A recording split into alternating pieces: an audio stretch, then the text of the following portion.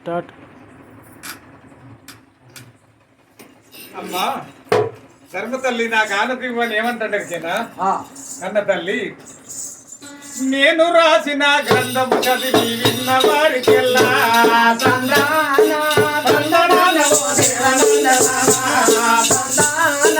ప్రపంచమందున పేరు ప్రతిష్టలు పృథ్వీ చెందునమ్మా.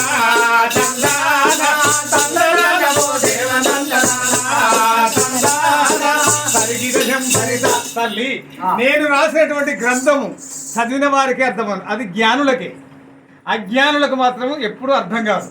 విన్నవారు కానీ చదువుగారు కానీ ప్రపంచం లోపల పేరు ప్రతిష్టలు పొంది చెందరు తల్లి అని ఈ మాట అంటున్నాడట. అని స్వాముల వారు బనగాని పిల్లలు కాలజ్ఞానం ముగిస్తున్నారు. నాయనలారా వెళ్ళండి, ఎవరి పరివారం చేసుకో రాపోండి అని అంటున్నాడట. అనగానే కాలజ్ఞానం ముగిస్తున్నాడు స్వాముల వారు గర్భిణి అచ్చమ్మ ఇంటికాడ. కానీ ఈ యొక్క బనగానిపల్లికి మరి ఎవరు వస్తున్నారు? ఆయన ఎందుకు కొరకు వస్తున్నాడు? ఎవరు? అన్నాజేయుడు. ఆయన ఎవరు? ఎందుకు కొరకు వస్తున్నాడు? ఆయన తిరుగుడే ఒక యాత్ర పెట్టుకున్నాడు. ఆ అన్నజేయుడు కథ ఏందో చెప్తుంటే ఇప్పుడు తెలుస్తుంది.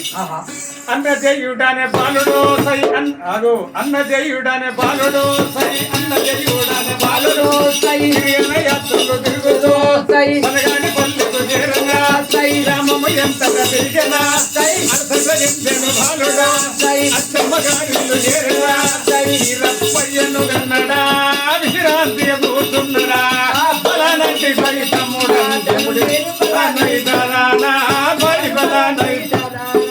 అన్నజేయుడనే బాలుడు అన్నజేయుడనే బాలుడు